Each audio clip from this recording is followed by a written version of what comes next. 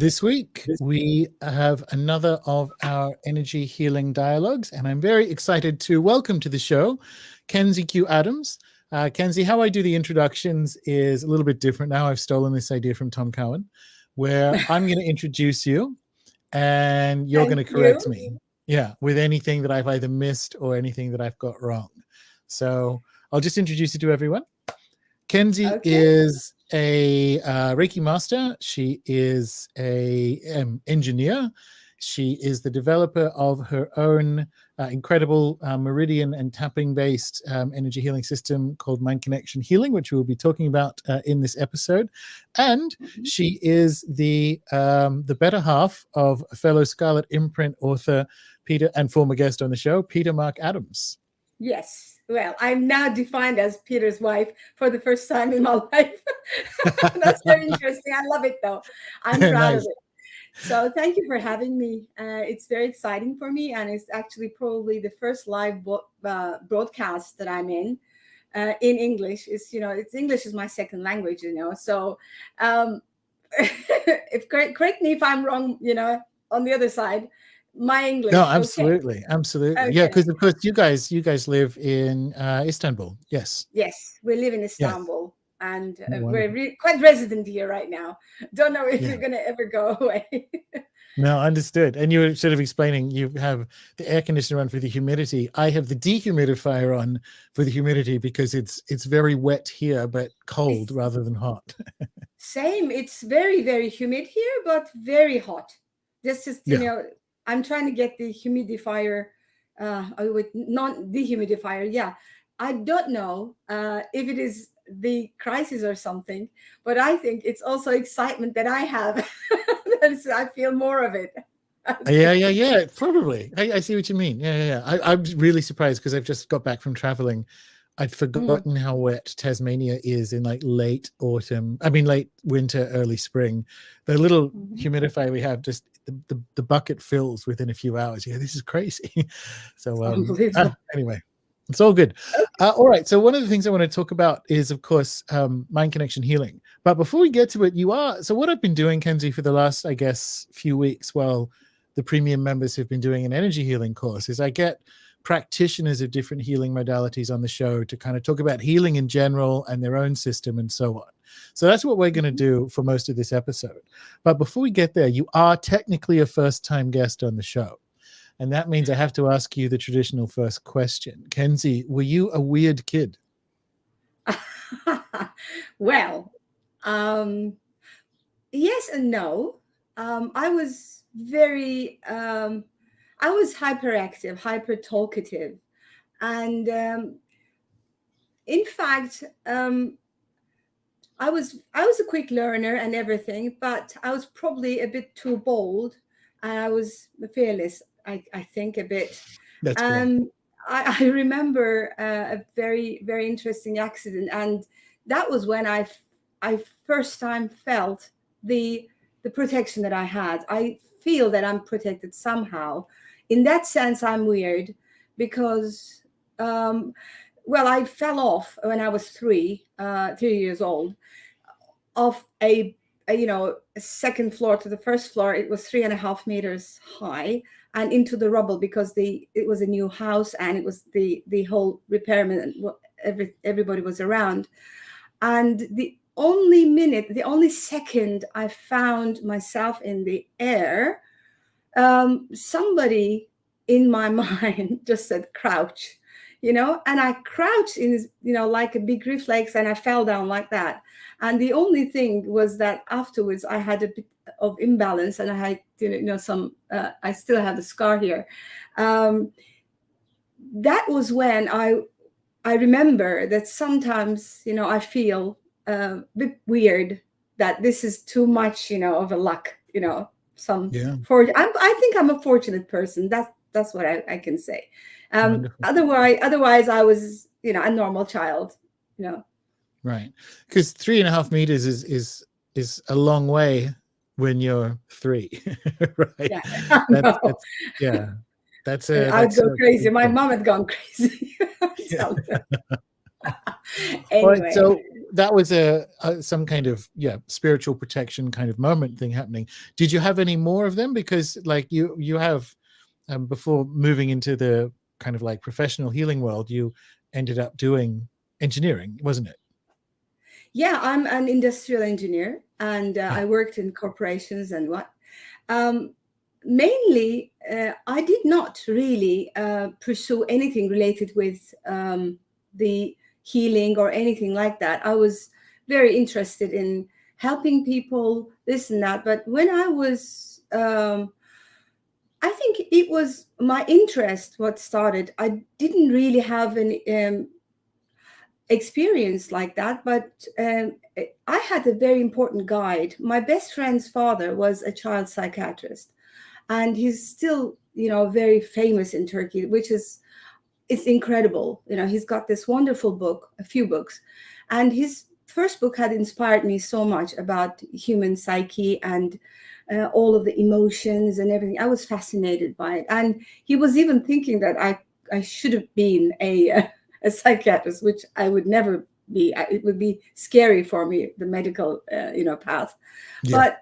But on the other hand, I was a good listener. I was everything. And until I had the transcendental meditation, I didn't really go into anything like that. But then something opened, and not only by the TM, but I had an interesting dream, which is not very appropriate here to talk about, I think, but it was very intense. And then I believe that was the turning point. And then I had the visions and everything, and Reiki came along. Reiki was very important in my life. The first change was Reiki. Right. So, but you found TM before that, and you got you found TM at a younger age, and thought, okay, I'm sort of interested in this. I'll give it a shot. And you think that kind of started to open you up more? Yes, and that was a bit scary even, because my meditations were like, I had visions and everything, and I had to give it up. I became more aggressive, and something was touched. I don't know what it was. But then, like a miracle, Reiki came to my life. And that was something I'll never forget. Somebody helped me and changed my life. And that only took an hour for her to do that. Right. She just said, "Oh, I'm so stressed. Oh yeah, I'll do something for you." Puts her hands on my body. And that was it.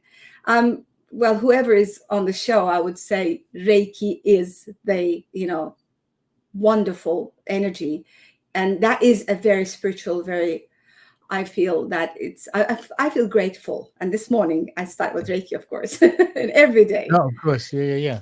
So that was a Reiki healing, and or did she after that go, okay, well, we'll give you the attunements, you're really into this? So did you have a healing and then it was like, wow, this is something really good? Well, it was 1994 when she did that. And I had to wait 3 years before then, because we didn't have the internet then. Maybe, nobody had the internet. I was an avid reader, I'm a reader, really. I couldn't find any books about it. And when the internet started, a friend of mine in his consulting company started printing out the Reiki.org for me. So that was how we were getting some information about Reiki. Well, in fact, I would say the Reiki practice flourished 3 years later by a small miracle. That was probably Reiki, either protecting or whatever that was, because I was looking out so many ways of reaching the teachers, and because there were no teachers in Turkey. And what happened was, by sheer chance, I met someone, a woman. We had to get back to this side of the city in a common, kind of, it's not a bus, but it's a small bus, minibus. And we didn't have anything to talk about, first time meeting. And she asked me if I was interested in parapsychology. And I lied. And I said, yes. I'm interested in it. I had no interest in parapsychology. I was then a total, left brain person. And well, she told me about things which I really did not believe at all. And then she asked me, how about you? What are you interested in? And I said, I'm so interested in Reiki, but I can't find any teachers. You know, I'm really looking forward to this and that, you know. I was so, because I'd read all the books then and whatever, it was fascinating for me. And this woman, quite a, you know, obnoxious person, you know, she turned to me and she said, where are you going to get Reiki from? I said, how on earth she can? I thought it was a kind of some hobby, whatever. I said, do you know about Reiki? And she said, yeah, my daughter does it and, you know, friends. And she hated it, by the way. She just had to tell me because I was so fascinated by it. And that was the miracle for me. You know, I mean, that was something after all that search, it just came to me from somebody who was sitting next to me. I still have the goose pimples about it. I really feel so. That's great. You know, so, you know, blessed with it actually. Yeah, and after that, yes, we became actually with Peter. We started a practice, and then in the middle of the Stonehenge, thanks to our William Rand, our teacher, William Rand, we had the teacher training and the initiation. It was unbelievable. So, and then I learned about EFT and a few more techniques like TAT, NLP, all kinds. And then, of course, I worked about 20 years to come up with something else. That was it, the mind connection healing. Yeah. Which I think is brilliant. So it was I did some of the initial training for people who are listening to this at the beginning of the year, and very interesting to have the sort of discussions about the other modalities that you journeyed through on the way to building it, right? Because we even spoke about German new medicine and all that kind of idea about diagnoses and how illness can originate in the psyche and then show up like in the body and all the rest of it, right? So I'm very interested in that. New medicine is so important. I've got the thick book, the encyclopedia. I bought that like immediately when we were still on the call during that training. I bought it on Amazon, and it took 2 months and it didn't show up and then canceled on me. And I had to buy a copy and send it to a friend's place in Texas, because I was in Texas at the end of June, and get her to deliver it to me. But I have the book now. Well, it's worth it. It's worth it. Yeah, it is. Definitely. It took 6 months, but I got the book for sure. Yeah. Well, I have so much respect for new medicine. The Hammer, Mr. Hammer, I think it was Hammer. Yeah, it was Dirk, or was that his son? Yeah, no, his son got killed. His son got killed. We will talk about in the course. We talk about German new medicine as a really good intro into the idea, that really shamanic idea that illness can come from your emotional and psychic state, and that it can be addressed at the level of the emotional and psychic state, right? But I think German new medicine's very, even though he was Austrian, it's very German in the sense that it's very precise. If you have this, then it comes from this part of the brain, and this is what will happen in 6 weeks. And it's really, I think it's too precise, but I think it's correct. If that makes sense. Well, when you just don't think but test it, it becomes very interesting. I had many people in my life having a lot of problems, physical problems, and emotional, of course. They're all kind of related, or not kind of, totally related most of the time, except for some toxins and, minerals or lack of some, nutrition. But I mean, if you see this again and again, like a pattern, you just kind of know what to ask the person, oh, I have this. And then, okay, let's ask about the, this trauma, that trauma. Did you have something like this? So it's actually very interesting that even doctors are right now taking these into consideration, and they're taking it very seriously, because in Turkey, that group, new medicine group, is very, very prominent right now. And they're all doctors. They're all doctors. Yeah, that's really good. Yeah. I'm glad. I'm glad it's getting I'm glad it's getting visibility somewhere, because it in a lot of places it doesn't have it. Well, So, but you mentioned something there which I think is very important. After you got your Reiki attunements, you and Peter, so you've had about, I guess that's 25 years of having regular Reiki sessions at the house and having regular clients in a healing capacity, right? well, not recently, of course, No, unfortunately, fair enough. but for Yeah. years, for many years. Well, 8 years in a row, we had it very, very, every week, twice a week, we had the groups. So that was the time I really learned about energy and energy medicine, or energy, what it can do and what it's actually for, because that's the whole thing. We are made up of energy. And when you see that even some genetic diseases may, not completely, maybe, I haven't seen them completely go away, but all the symptoms get, backwards, and if people feel much better about them. I said to myself, this is a miracle, and it's the elephant in the room, actually. It's been there for thousands of years. We have so many different kind of energies, and they actually are connected to some spiritual beings, I would say, because I believe that's so. It's not just an energy, and they are actually conscious and compassionate beings. I'd say they're not really something that we control, but we ask help from. And so that's when I really learned about the capacity of healing, actually healing practices.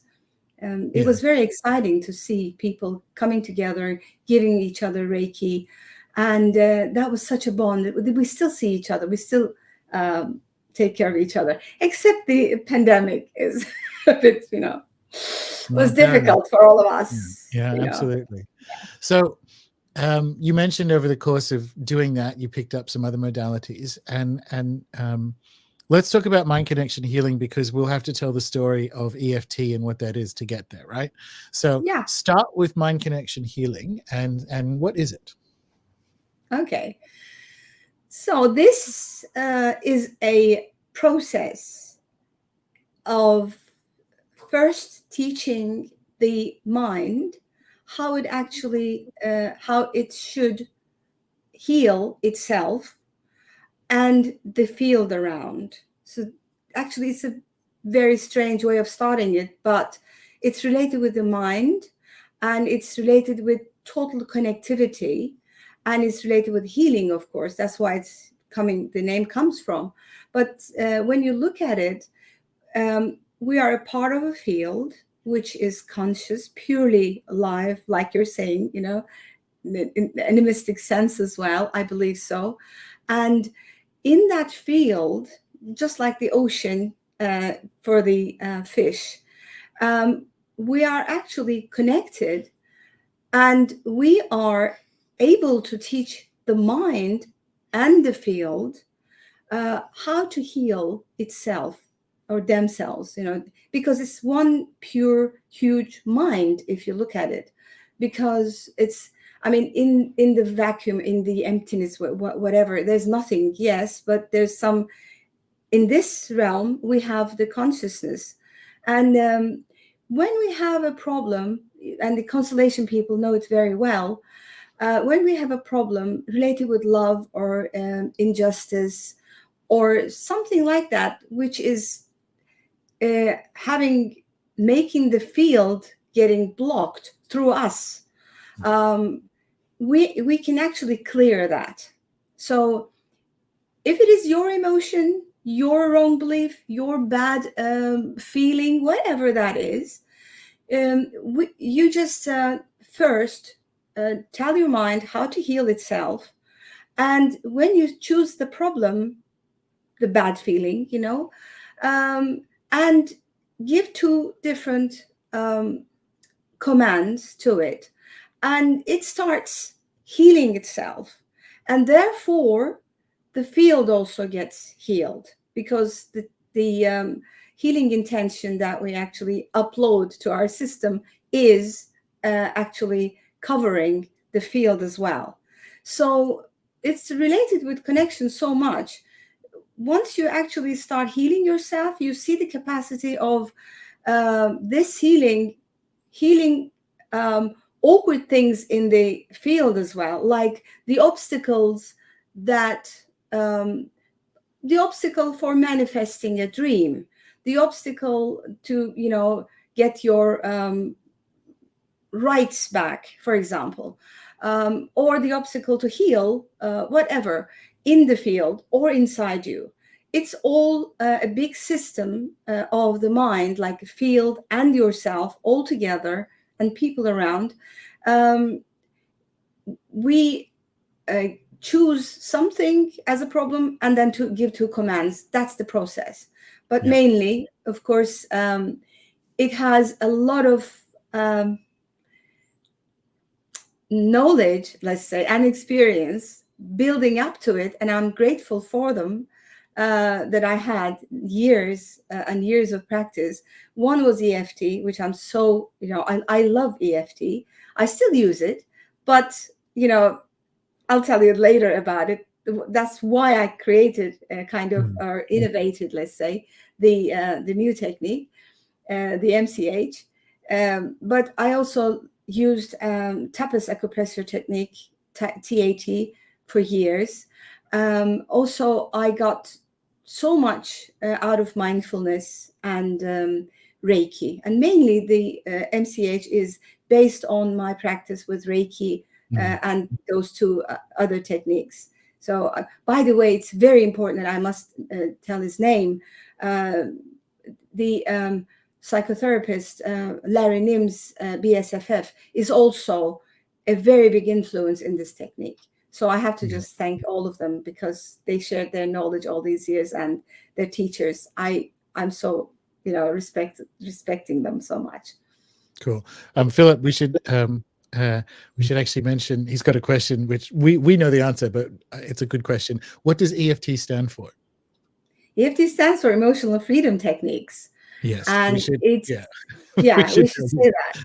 Yeah, and well, emotional freedom is such a big word, isn't it? It's I think it's a wonderful thing to say, and it does free you from your emotions, you know, which you don't like or want or you're addicted to, you know, and also frees you to experience the moment actually as it is, not necessarily, you know, falling back to your past, which is actually MCH doing the same. All of these energy techniques are clearing the energy system, dissolving the blockages, which are only disruptions in the energy system.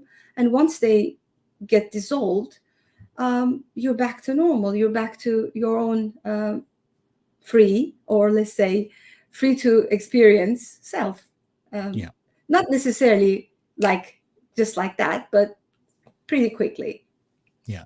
So EFT, just to make what you're talking about there with the blockages, because one of the things we do in these dialogues is I ask, how does MCH see the human energy field? Is it chakra based? Is it meridian based? Is it field based? And so on, right?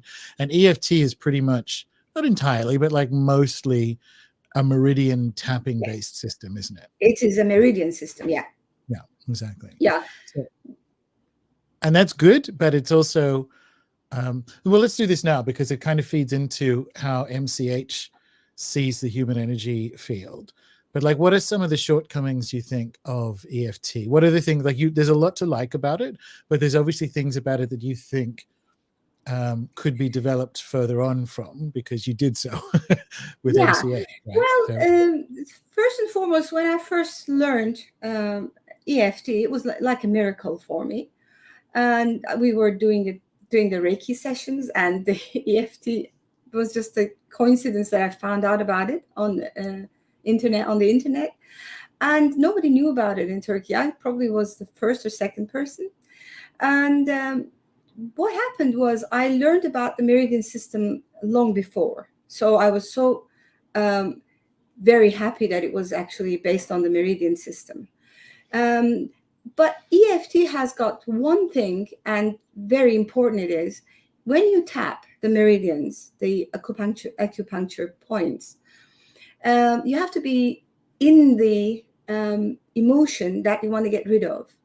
And EFT means tapping plus the negative emotion in the moment. You have to do them, not consequently, together. Okay. So once you start feeling the negative emotion, you want to actually escape from it anyway. So we have been addicted to, pushing away, not really wanting to feel our emotions. We want to do something, distract ourselves and what. And you have to keep the person and yourself when tapping, in the negative emotion. It's very tiring sometimes, and that's one thing I was really thinking it was difficult for people. But I did it for, 15, it's 17 also years. You've had lots of clients as well, like people who have like an extreme trauma. It's a lot to ask them to kind of go back into that trauma to clear it, when they don't necessarily need to, when there are other techniques to release it where you don't have to go in. Yes, absolutely. And with EFT also, there's one more thing, which is actually a very meticulous system. Actually, in that sense, I like it as a Virgo. It just is clearing each emotion one by one. So every second during the trauma, you kind of relive it, not necessarily fully, but you have to be clearing each and every emotion one by one. So what we have is a tedious work. Sometimes it goes on and on and on and on, and there are lots of resistance inside as well. We have to get rid of the resistance in other ways. And also there's one more thing which I feel was difficult with it. And people don't want to actually tap on themselves sometimes. They don't want to. It's just, something looks silly or whatever. I don't know about it, but mainly they find it a bit maybe triggering some emotion, tapping or hitting yourself or something, that kind of thing. Even though it's such an incredibly effective system, it has some, not flaws, maybe I wouldn't call them flaws because I love it so much.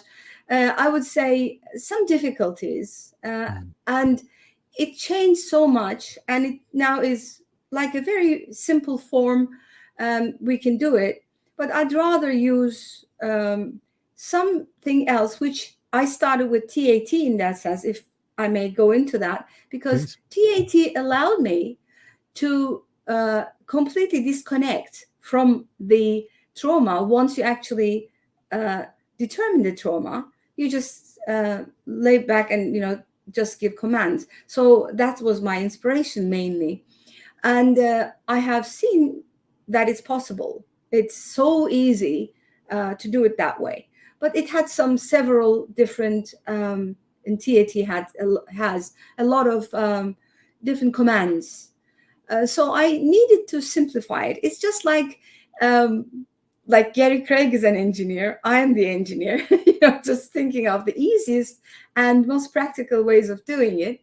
So I brought a lot of things together, and but mainly the most important part of it is, again, I'm saying it's Reiki that I'm relying on, because once you actually teach yourself how you would heal, it heals itself.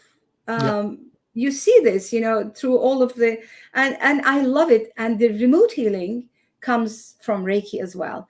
I experienced it with EFT as well. It was very effective. But my first remote healing experience ever was, of course, with Reiki. And I use exactly the same kind of outlook, or let's say approach to remote healing as Reiki. So the difference is I have a healing intention, which is a clear thing about the emotional healing, and there's no initiation. if you may call the healing intention as initiation, no, it's just training. Initiation of Reiki is actually an empowerment, is a transmission of energy from one person to another. It's a connectivity to the divine, or connectivity to the medicine Buddha. I don't know, but something which is very powerful. So what we do in the MCH system is that we do not get into the emotions, and we do not have to do them one by one. And even like EFT actually wants, demands to find out what happened over there, we're not actually starting with anything like that. You don't have to know about the trauma. You just start with something, and actually similar to the others, it brings it up. But now you have actually cleared a lot of the negative emotions around it. So really, it clears in a very, very wide, general, and comprehensive sense. The MCH does that instead, doing it one by one into the emotion. I can also, now that you're describing it, kind of see that engineering finesse in it, right? So it is kind of more adaptable and yet more targetable. So I'll give a story from when we did our sessions, because I was clearing trauma that was actually associated with a place, because after people saying horrible things about me, slander and whatever on the internet, what I did that morning was I went up and went to my beach, which is where I go. It's like a happy place, and where I go, to exercise and enjoy the sun and all the rest of it. But what had happened was that sort of emotion of that horrible morning was stuck in that place for me. So like I actually couldn't even go back to my healing place, and because it was caught up in it was really complicated. So it's not in the body. I mean, it is in the body, but it wasn't like in the body. It's like, oh, you've got this trapped emotion in your liver, or it's blocking this particular meridian. It was more complex than that, because it was trapped in a place as well as in me, and it was very effective for me in clearing and dissociating the that emotion and those memories from the place, so that the next morning when I went to the beach, it was just the beach again. It was really good. Yes. Yes. And I really enjoy these stories. I've got so many, and I'm just, I love it. Well, these days, I'm going to say something. If you don't mind, I'm going to tell you about a story, which is so important to me. It has everything in it.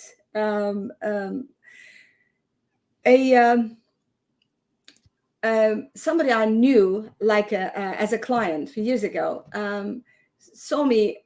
We met in the street, and she said, "Oh, I must come to you. I just, I'm so glad I saw you." And she came next morning saying that, "I need you so much because I've given birth, and my daughter is right now 1.5 years old, and she doesn't eat anything at all, just 4 different foods and nothing else. And everybody is so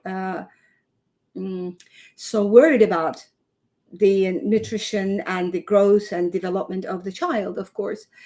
And she said, "Is it possible that we work on it?" Yeah, I said, "Okay, but I can't have the child, 1.5-year-old, it's impossible." So what we did is that we did a surrogate MCH.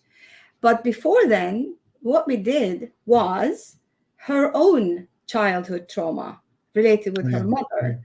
And when she had the sister, first time this sibling came, and it was terrible jealousy. She actually rejected her mother for several years, didn't even go home, I mean. And well, once we cleared her own trauma, and we did the surrogate in the same session, whatever the cause of the allergy is the problem we chose, and we did the MCH again, and that was it. It's been 4 years, I think. I can't just know the time right now, but since then she's sending me people with allergies, and they get so. it's actually working, because we have to understand something else, that we have a belief as an obstacle that these are not possible. Mhm. Once you actually learn from the person, especially the person herself, and they say, you know, oh, my child actually is eating everything right now. Same week she started, you know, it didn't take any time even. So it was actually a blockage. It's actually, the blockage is karma. Yeah. So it's actually, that's the thing carried forward. So we actually did something so well that her own child, the daughter's child, won't be having the same thing. So this is a thing I'm interested in most.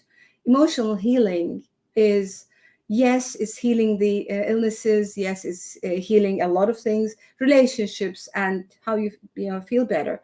But mainly, it's karmic healing. What we Yeah. do is karmic healing.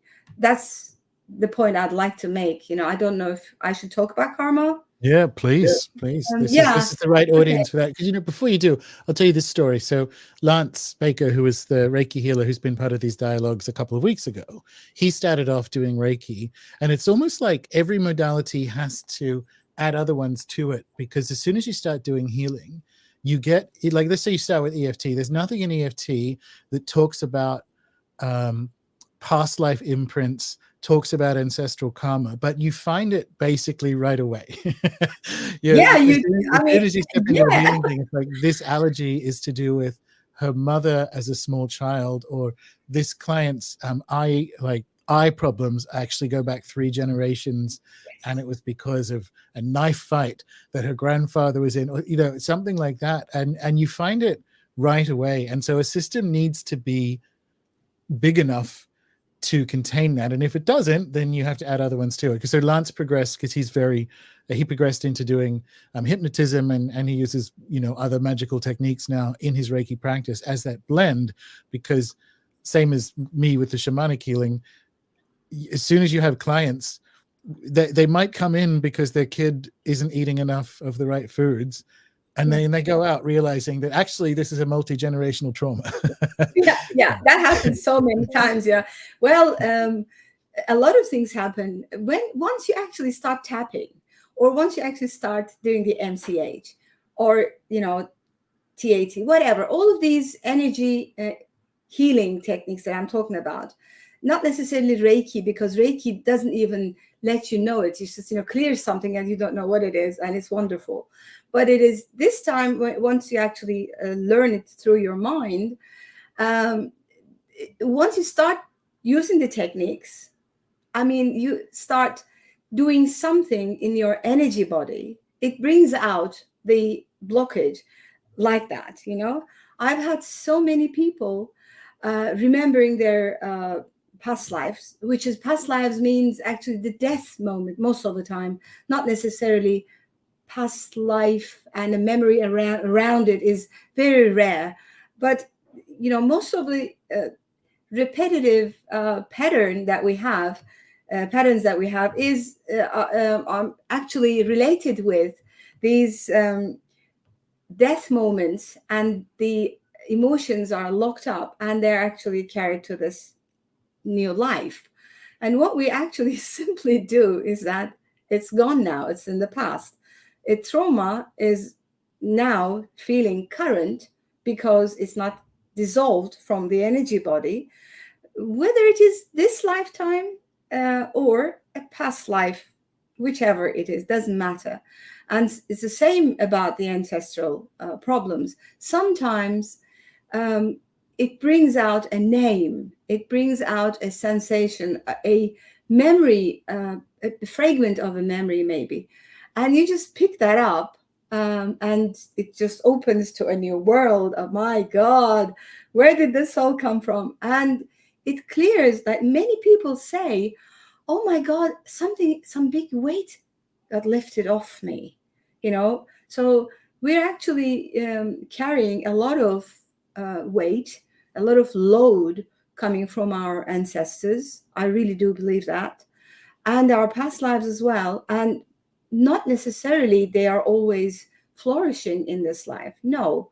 But when it finds the space, it just, is there. I mean, I have so many examples about that. I don't know how. It's a bit scary sometimes for people who are listening, but actually it's another past time which we have to just dissolve the energy disruption of. That's all. I mean, well, sometimes you feel like you really know something so well, and you don't want to change that, and you want to be in your comfort zone, and that's actually paying some like punishment. Like, let's say you just take on the punishment on yourself, which you shouldn't, for example. And that's when we have a lot of resistance, and that clears. Once that clears, the resistance clears, the karma clears, and whatever, and then you're just looking at your belief and saying, oh my God, why did I believe this so firmly? Why did I just actually insisted on this? It's so silly to think this way, but it happens all, this lifetime, past lifetime, all are mixed up and are all in the same moment in the now. So once they're presented, you deal with them. And I don't feel any fear at all, zero. As I said, I'm fearless in that sense as well. Absolutely. It works. I mean, these things work. I know. So they do. And so what my teacher said when I was little, so what Alberto said was when you have clients who are presenting with past life stuff, and maybe they don't really want to think about that, or like, oh, they're not sure they believe in it. What he said was to say, doesn't matter. This is a story that lives in you right now. Like, it doesn't matter where it came from. This is a story that's living in you, and it shouldn't be there. Like, we can clear it, basically. So you don't have to believe that you were, that you got trapped in a barn that burned down in the 1300s in Austria. You don't have to believe that, but that story is in you, and it's affecting the energies. And I think that's like, then you get to the other side of it and they experience the effect and go, wow, I need to go away and think about my life. Yeah. I mean, this is all about, just being in the now, actually being in the now without the filters of the past. That's it. And especially when you actually have some dreams and some goals to, attain, you just are, pulled back to everything, you've been doing in the past. We just think of it as habit. We think of it as,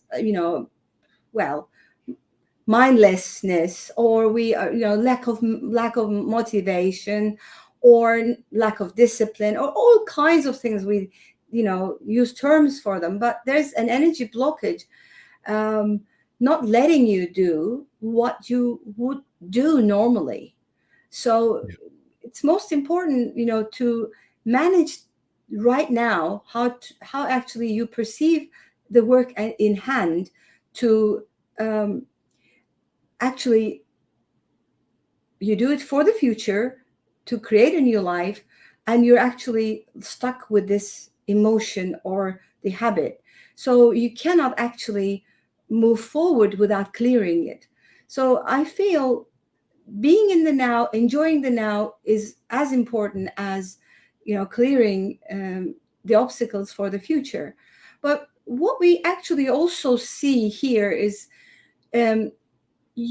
you don't only want to manifest a car or manifest a hotel, for example, for a business. I don't know.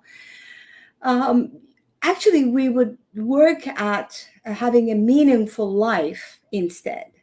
So the connection that I'm talking about is mostly about compassion. And once we have the correct way of, let's say, correct in the sense of, in general, research and all the, all these say that we help other people when we actually put ourselves aside and work for the higher good, we have a better life and more happiness. So healing has a few parts, you know, apart from the physical toxins and nutrition and what. We also have emotions, yeah, and karma, but we also have the intention to be a good person, to be a better, you know, help for others. And I mean, having a helping hand is growing you in this in this life that, you know, we are actually wasting most of the time. We are so selfish and becoming even more selfish because of the current crisis and everything. You know, we want to actually protect ourselves, but once we actually hold our hands, and these days this is so important that we reach out for other people, animals, plants, and everything. You know, if we work some, you know, in real actively for the world, for the earth, we'll definitely have a, you know, better feeling of happiness, you know, not just clearing the past, I mean. Yeah. No, absolutely. So Lynn McTaggart, who has been studying the field for decades, says, like, for her intention groups, if it's not working, she says, get out of your own way. Like, get out of the way. If you're not getting the effect from intention that you need, intend for someone else. And that very often is the thing that clears it, so that your stuff starts showing up. So that's that final piece of healing you're talking about. Is there's an aspect of it where you are called to be in service, and it's the final piece that brings the whole thing into coherence. Yes, I think that's very important. And I know that everybody has that in themselves, but they have to cultivate it more. The last decade, especially, brought us, you know, in a very common problem of this, you know, disaster, you know, climate change and all kinds, and especially droughts, and there's so much going on.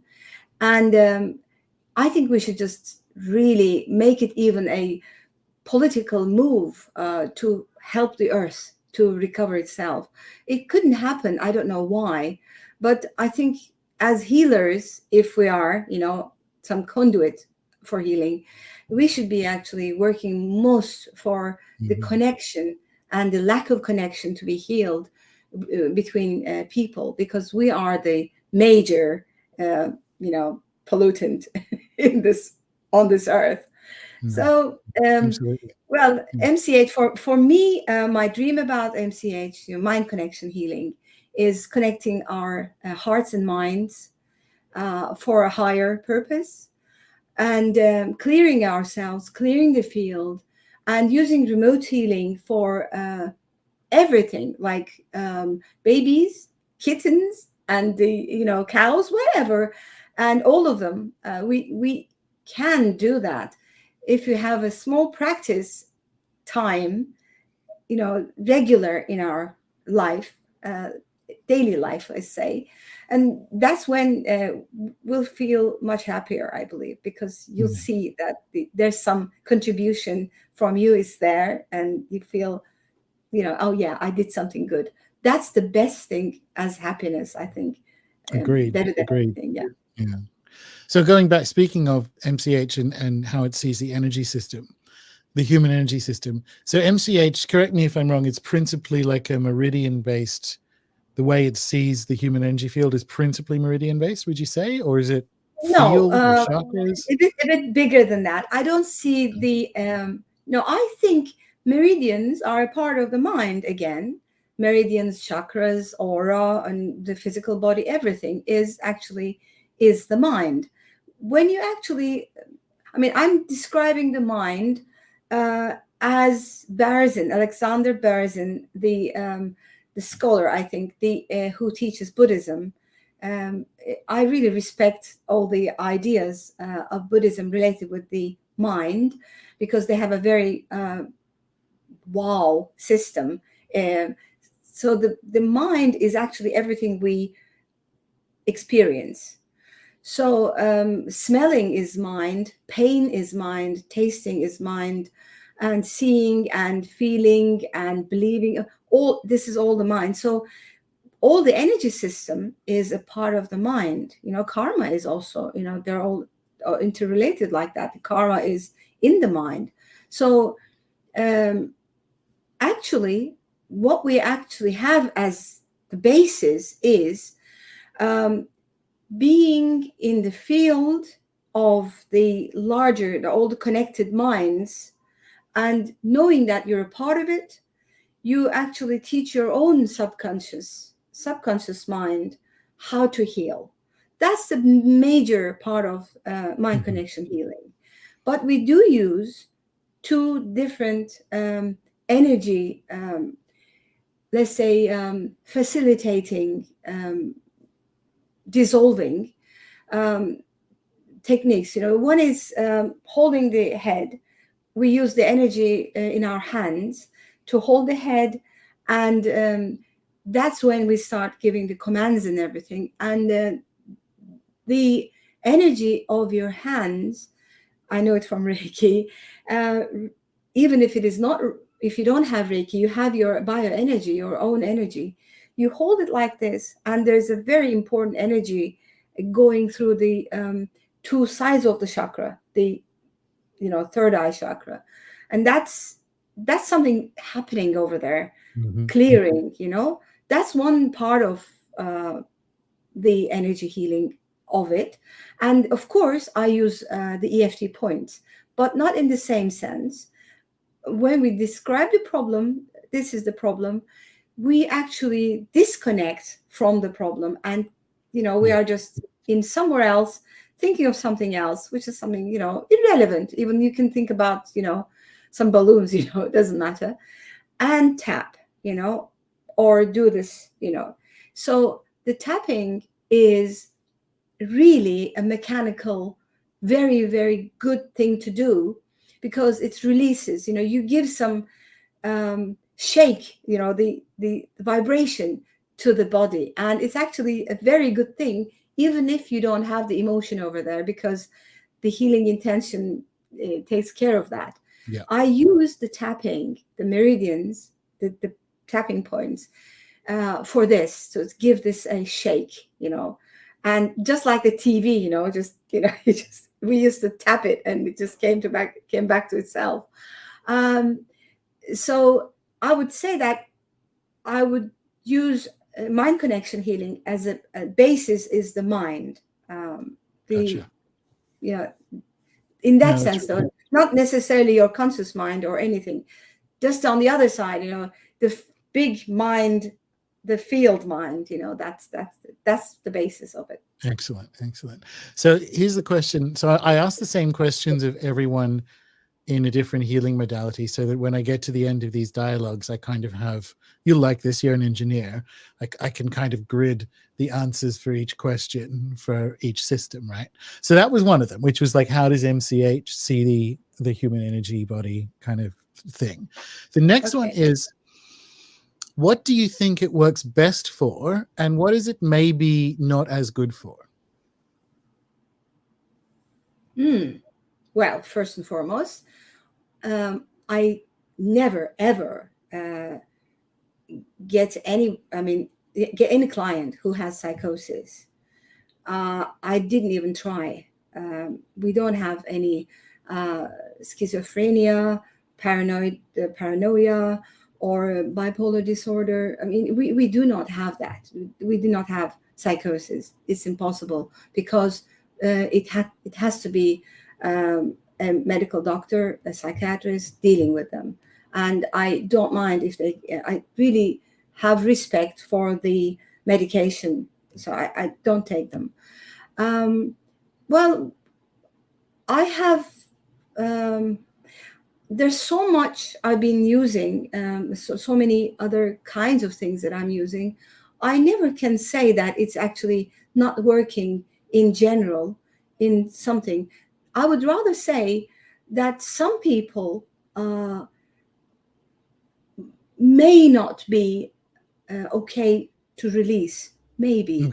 And I haven't met them yet. I mean, there's so few, I would say very few, because the resistance to healing in mind connection healing system is clearing itself again by a small, change in the path. Like you determine the problem and you feel some resistance to healing, you clear the resistance to healing with the mind connection healing and go back to the initial problem. So I used to think that addictions were difficult in general, but right now I'm seeing that for the first time I'm using MCH for alcoholism. Recently I never took alcoholism before because it's difficult, and the person has to take charge and does all the necessary things. Then they have to do it themselves. And it was difficult for me to deal with it. But these days, I found a way of tackling the alcohol problem.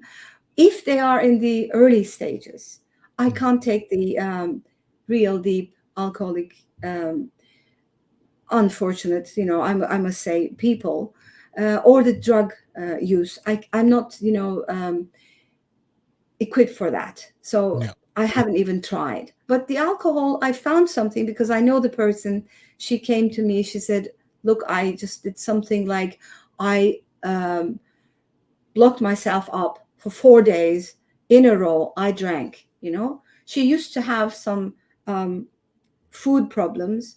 And then now it's turned into alcohol. It's all about loneliness. It's all about non-connectivity. The problem is really there as trauma in the childhood. Well, the best I work with is childhood trauma. And while the childhood trauma sometimes leads us to past lives and other things, or the relationships take us to childhood trauma and the other things. I mean, not necessarily I have a past life issue, it's just rare anyway. But I can actually be proud of saying, if I'm not boasting, when you actually deal with the prenatal problems, the mother having stress during the pregnancy. So, for example, if we have that, I would definitely use mind connection healing for the mother and for the child and the field around them, whatever was causing the stress, like if it was the divorce going on, if it was the the stress of work, whatever. I would also use the field part of field healing of MCH. And definitely I would work for the perinatal problems, everything related with birth. And birth is so crucial for the subconscious mind to make some beliefs, to create some, to make some decisions all wrong. And then the early years, of course.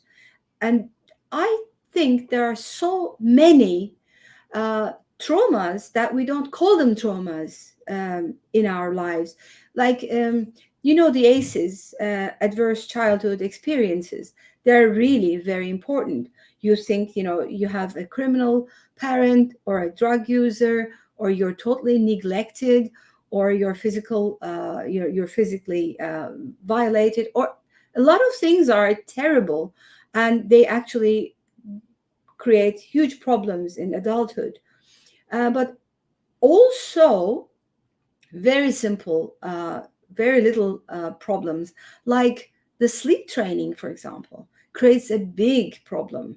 Well, people think that the sleep training is the norm.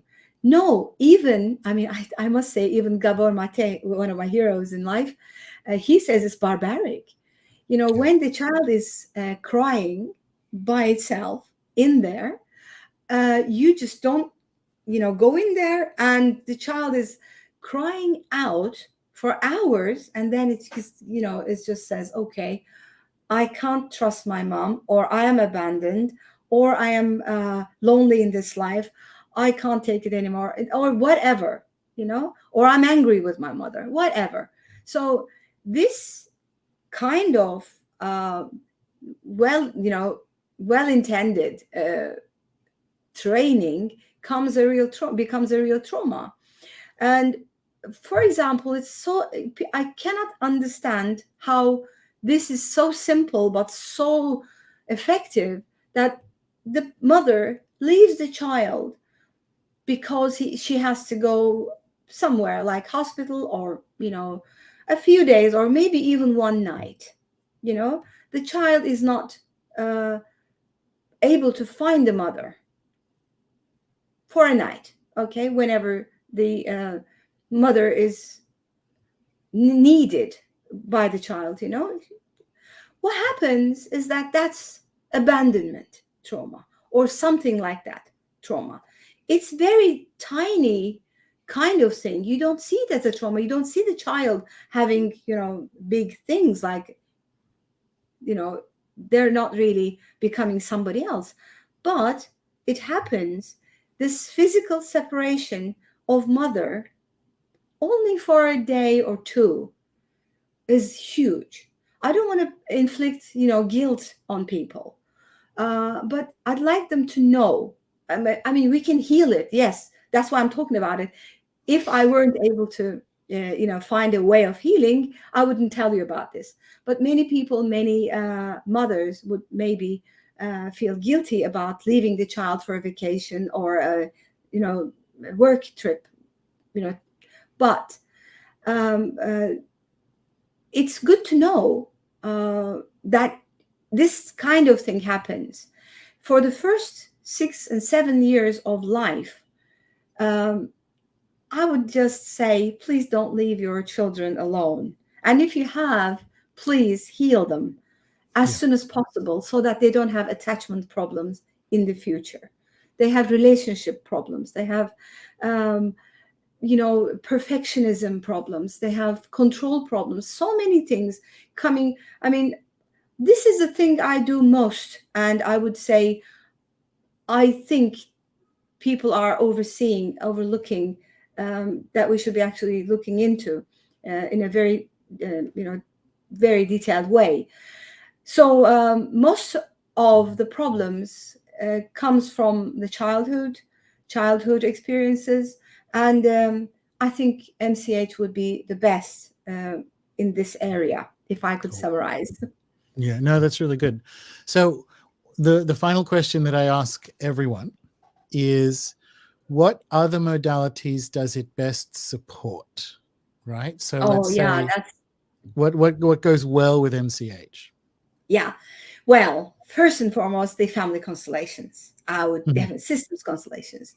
I love it. I definitely love it, because it actually, they work together. And we're actually, I have been working with a very nice psychotherapist here. She's doing our family constellation work. We're going to have one on the 2nd of September, just in 2 days' time. And she sees the full picture, which I cannot see. She just is putting the ancestors, and I'm fascinated by it. And the mind, the collective mind in there, the field, is actually called the knowing field anyway. So it knows where where the energy is not flowing. So what you can do is you can actually use a few sessions at least of family constellations, if there are some problems already there, or if you can actually find one, maybe you can use these two techniques together. In the UK, when I went, it was a few years ago, I know a couple, Peter Dunn and Tamara Dunn, I think they are.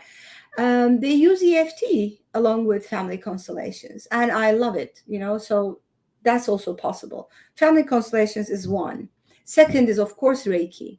If you use Reiki while you are actually doing MCH, I think it's much faster and, much better, because your hands, using, instead of your own energy, you use the Reiki energy.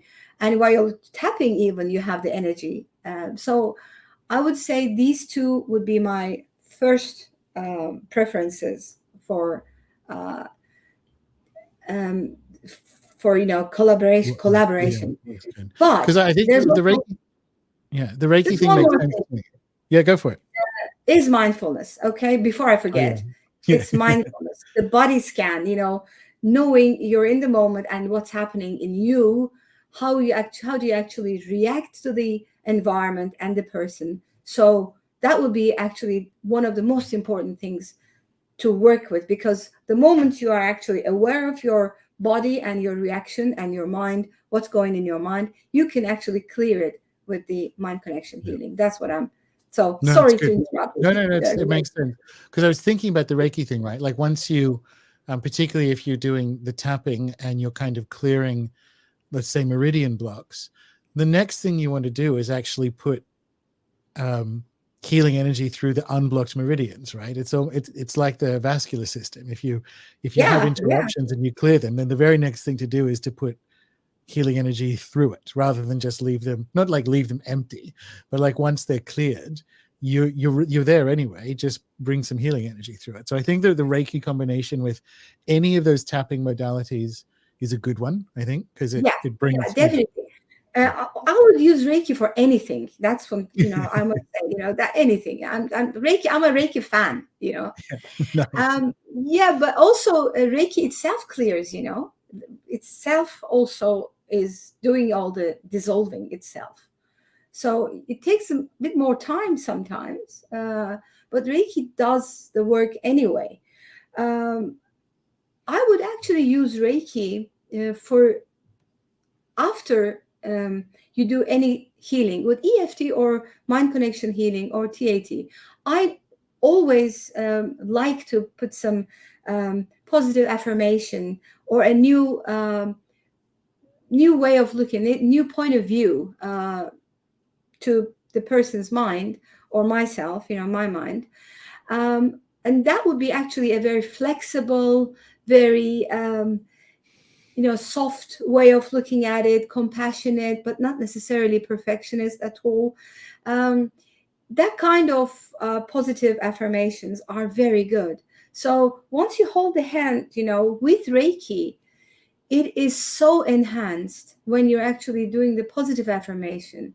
It's so good. And because, as you say, the clearance has been made, it's accepting it so easily. And if there is a part of you not accepting the positive affirmation, which your body will tell, so then you can actually use once more EFT or MCH. I would rather use mind connection healing, obviously. Of course. Obviously. And I would use the Reiki to really seal it in this sense of, the positive. Yes, that's very good. I think one more thing could be there. If anybody is interested here, writing would be a very good tool to know yourself and to spot some problems to deal with. So I would use the morning pages, which I do. I don't know if you have tried. It's a very, the morning, once you get up, you don't do anything else but write. And you write anything that comes to your mind. So it actually, you just actually, take it all out on the paper and you don't even read it again. But there and then you find problems related with the day or, fears or anger or whatever. So what I do, if I find something, I, write it aside. I said, okay, this is something I'm going to go on writing, but let me just put it on my, notebook to deal with. So writing is a big help for introspection, I believe. So that's my. I like it. Very good. Okay, so for people who want to know more, obviously for the premium members, depending on when you're watching or listening to this, we have a special exclusive sort of MCH 0 coming up this weekend. If you're watching this soon, Zero if you're watching equals zero. well, I like that. So I like the idea. MCH 1, 2, 3, right? And MCH 0, I think makes it like Initial, let's say, initializing. exactly. Yeah. Initial, But yeah. we've got that coming up, and if you're vibing with it, for members, there might be some special extras in there for you. But for everyone else listening, out there in the wide world, let me just share my screen. Bring up the website. What else? What else you got going on? Where can people find you if they want to know more? If they want to get in touch, all that kind of stuff, Kenzie. It's so easy. They can write to me through the website. And if they like, if they don't want to, they can actually write to me on kenzieqadams@gmail.com. That's my email. But, you can send me anything from the form here, the message. And, well, I'm afraid I haven't changed the dates on the training. I should do it now. I know. I know what running a website is like. Yeah, tell me about it. I've been running a website or websites, let's say, for the last 22 years. My goodness. It's a bit too far. One thing is the 4th, I think we had decided on the webinar is on the 4th, right? Yes. Yeah. Yes. Correct me if I'm wrong. Is it 10 a.m. Istanbul time again, or is it sometime? No, it's a different time because it's 2 a.m. for me here. So I've got someone extra special who's going to be. You haven't met her yet. One of the members who's going to be hosting, because I'm going to show up at 2 a.m. maybe with my nightcap on. I don't know. And introduce everyone and stay for a few minutes, because I'll actually have my little nephew and my brother staying with me, and I've got to take them to the airport a few hours later. But you and the members are in good hands with someone who has quite a bit of experience with tapping as well. So she's going to ask you all the good questions. Yes, good. I give my regards and love to them. It's one. Will do. Around, yeah. Cool. So this is mindconnectionhealing.com. Obviously very easy for people to remember because it's called Mind Connection Healing. And all the details are there. And I'm looking at this. So individual sessions. So they can book with you specifically for whatever, if they want to go through it as like a client, and so on. But these are all the details. Well, yes, I would actually, many people would like to ask, where do I start? I would definitely invite them to the webinar, because I'm going to tell a lot about the energy and how we actually work with the energy, and give some good information about the mind connection healing and how can you actually manifest your dreams and goals. That kind of webinar is going to take place.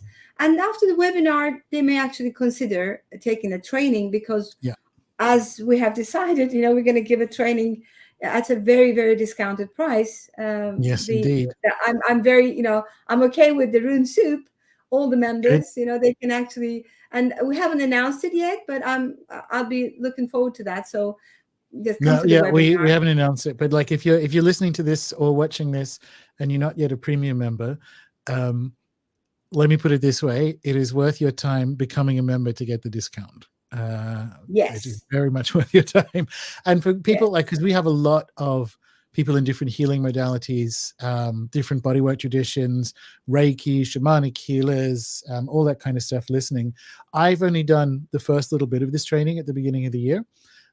And it's something, if you're in any of these modalities, MCH is a really good thing another arrow for the quiver, right? Like it's another thing to be able to include in your practice. So if you are in any of those kind of healing fields, and this is something that I think you should consider. Yeah, thank you very much for I'm very happy that you're using the technique and having, because I know you're into all kinds of healing, and if you're practicing it, I'll be more than happy. I should say. No, absolutely. And it worked. Like I said, there was a whole bunch of trauma to do with the last several years anyway, but the stuff that we worked through on those couple of sessions was really good, really potent, powerful stuff. Okay. Well, let's have some other people on right Absolutely, now. absolutely. Yeah. All right. Well, And, Kenzie, thank you very much. This has been a great chat. I knew it was going to be fun. thank you very much. You know, I'm very, very happy to be here, and I'm just sending all my love and Reiki to all the friends around, all the members and non-members. See you soon. Wonderful. Thank you very much. Thank you. Bye-bye.